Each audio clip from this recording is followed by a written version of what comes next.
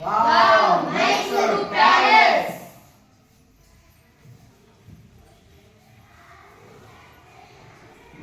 ಮಗು ಯಾರನ್ನು ನೋಡುತ್ತಿರುವೆ?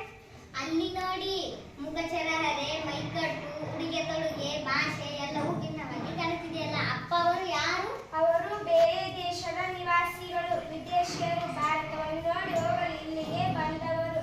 ಅವರು ಬೇರೆ ದೇಶದ ಪೌರರು. ಅಮ್ಮ, ಪೌರರು ಎಂದರೆ ಯಾರು? ದೇಶವೊಂದರಲ್ಲಿ ಶಾಶ್ವತವಾಗಿ ನೆಲೆಸಿರುವ ಜವಾಬ್ದಾರಿಯುತ ಸದಸ್ಯರನ್ನು ನಾವು ಪೌರರೆನ್ನುತ್ತೇವೆ.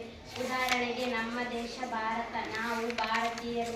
ನಮ್ಮ ತಾತ ಮುತ್ತಾತ ಕೂಡ ಇಲ್ಲಿಯೇ ಹುಟ್ಟಿ ನೆಲೆಸಿದ್ದಾರೆ.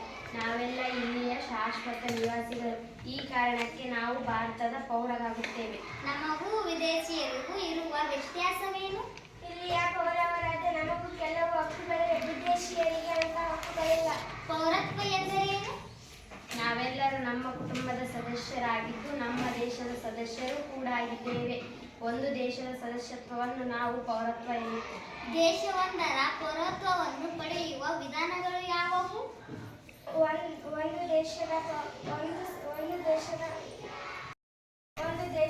ಪೌರತ್ವ ಪಡೆಯಲು ಸಾಮಾನ್ಯವಾಗಿ ಎರಡು ವಿಧಗಳಿವೆ. ಒಂದು ಸಹಜ ಪೌರತ್ವ, ಒಂದು ಸಾಂಸ್ಥಿಕ ಪೌರತ್ವ. ಒಂದು ಜನನದ ಮೂಲಕ, ಒಂದು ವಂಶ ಪರಂಪರೆಯಾದ ಮೂಲಕ, ಒಂದು ನೋಂದಣಿ ಮೂಲಕ. ಅಮ್ಮ, ಹಾಗಾದರೆ ಯಾವ ಸಂದರ್ಭದಲ್ಲಿ ಒಬ್ಬ ವ್ಯಕ್ತಿ ತನ್ನ ಪೌರತ್ವವನ್ನು ಕಳೆದುಕೊಳ್ಳುತ್ತಾನೆ? ಪೌರತ್ವ ಕಳೆದುಕೊಳ್ಳಲು ಹಲವು ವಿಧಾನಗಳಿವೆ. ಒಂದು ದೇಶದ ಪೌರತ್ವವನ್ನು ಕೆಳಕಂಡ ವಿಧಾನಗಳ ಮೂಲಕ ಕಳೆದುಕೊಳ್ಳುತ್ತಾರೆ: ಪರಿತ್ಯಾಗ, ಅಂತ್ಯಗೊಳ್ಳುವಿಕೆ, ನಿರಾಕರಣೆ. ಮಗಳೇ, ಏಕಕಾಲದಲ್ಲಿ ಎರಡು ದೇಶಗಳ ಪೌರತ್ವ ಇರುವುದು ಸಾಧ್ಯವಿಲ್ಲ. ಅಪ್ಪ, ನಾನು ಭಾರತವನ್ನು ಪ್ರೀತಿಸುತ್ತೇನೆ, ಭಾರತೀಯ ಪೌರಳಾಗಿಯೇ ಇರುತ್ತೇನೆ. ಒಳ್ಳೆಯದು ಮಗಳೇ, ಮನೆಯೊಳಗೆ ನೋಡಿಕೊಂಡು ಬರೋಣ. ಪ್ರತಿಯೊಬ್ಬ ಪೌರನಿಗೂ ತನ್ನ ದೇಶದಲ್ಲಿ ಹಕ್ಕುಗಳಿವೆ.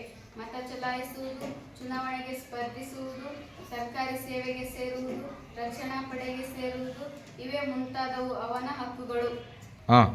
ಪೌರನ ಲಕ್ಷಣಗಳು: ಸಂವಿಧಾನ, ರಾಷ್ಟ್ರಧ್ವಜ ಮತ್ತು ರಾಷ್ಟ್ರಗೀತೆಯನ್ನು ಗೌರವಿಸುವುದು ಹಾಗೂ ಭಾರತದ ಸ್ವಾತಂತ್ರ್ಯ ಹೋರಾಟದ ತ್ಯಾಗ ಬಲಿದಾನವನ್ನು ಗೌರವಿಸುವುದು.